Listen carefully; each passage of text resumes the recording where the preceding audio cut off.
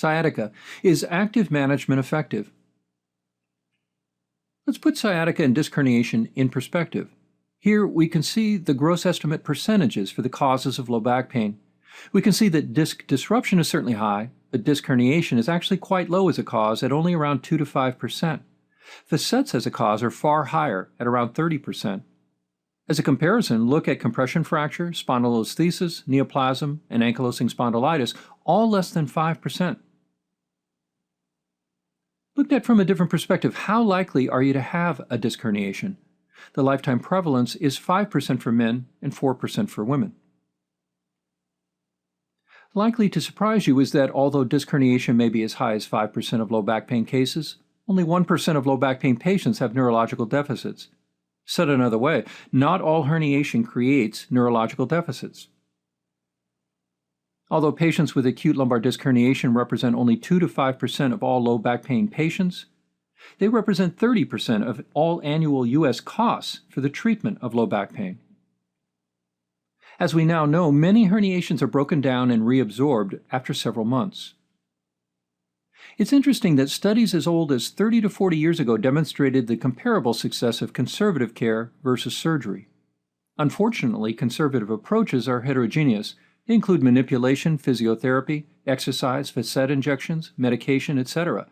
As a result, it's difficult to come to any conclusions, and it may be that some approaches are better than others, but are lost in the neutralizing effect of combination. Certainly, one division is passive versus active care. Active care represents mainly activity and exercise. A new study published in Spine in 2012 examines a comparison of one specific approach and a specific application of that approach. The approach is activity, and the specific application of this is through the use of a protocol which includes both McKenzie directional preference exercise and some core strengthening types of exercise. Fairly recent studies indicate that there is a success rate of between 77 to 96% for specifically active treatment of sciatica. But prior to the current study we're about to discuss, there was only one RCT comparing surgery to active conservative treatment, with patients assigned to a 4-week active multidisciplinary treatment program. The title of this publication is The Efficacy of Systematic Active Conservative Treatment for Patients with Severe Sciatica, a single-blind randomized clinical controlled trial published in Spine in 2012. So where did the patients in this study come from? This was a Danish study conducted through the Back Center Funen, which is a state-funded regional secondary care facility on the island of Funen in Denmark. Patients were referred by general practitioners, rheumatologists, and chiropractors after an unsuccessful treatment trial in primary care. So who was referred and included? The inclusion criteria were patients ages 18 to 65 with radicular pain of dermatomal distribution to the knee or below in one or both legs. Leg pain needed to be rated 3 or above on a 10-point scale. Patients had sciatica for between 2 weeks and 1 year. The exclusion criteria were patients with Categorization syndrome, those with pending workers' litigation, having had previous back surgery, spinal tumors, or pregnancy, and if they spoke a language other than Danish as their first language, and inability to follow the rehabilitation protocol due to concomitant disease such as depression or heart failure. How long did patients have pain prior to entering the study? Most were subacute, which in this study was between 1 to 3 months at 61% of participants. Acute, which was less than 1 month, represented 16% of participants, and chronic, which was longer than 3 months, represented 23% of participants on average. How bad was the average leg pain? The average on a 10-point scale was between 4 to 7. And how severe were the average patient's exam findings? Quite high, with about 50% of patients having motor deficits and asymmetric DTRs, and about 80% of patients having sensory deficits. Let's look at the two treatment groups and see what was similar and different in their management protocols. There was some similarity in the management of both groups. Both groups had instruction in the anatomy of the spine and disc herniations, in the natural history and the usual positive outcome of sciatica. They were instructed to keep active and that any increases in leg pain should result in a modification or lessening of effort. Treatment lasted for 2 months, involving between 4 to 8 treatment sessions. There were two treatment teams: a symptom-guided exercise team comprised of 3 physiotherapists and 1 chiropractor, and a sham exercise team comprised of 2 physiotherapists and 2 chiropractors. So here are the two groups of active care. In the symptom-guided group, they were given both directional preference exercises, McKenzie exercises, and stabilizing exercises for the multifidi and transverse abdominals. Also included were dynamic exercises for the abdominal wall and back extensors. For the sham exercise group, patients were given optional exercises that were not back exercises, but intended to increase systemic blood flow. The McKenzie categorization of low back pain involves 3 syndromes: postural, dysfunction, and derangement. The distinction is based on the observation that the first 2 categories present differently due to involve strained or shortened soft tissue, whereas the derangement syndrome might represent disc and or nerve root pathology. Although McKenzie was quick to state that these were not categories of diagnosis such as disc herniation, stenosis, facet syndrome, etc., his subcategorization does make some attempts at association. For the derangement syndrome, patients are generally between the ages of 20 to 55. The onset is often sudden, and the pain may be local or radiating. Unlike the other 2 syndromes, the pain in the derangement syndrome is constant. Movement will either peripheralize or centralize the pain. So what do these terms mean? If the pain radiates away from the back toward and down the leg, the pain is said to peripheralize.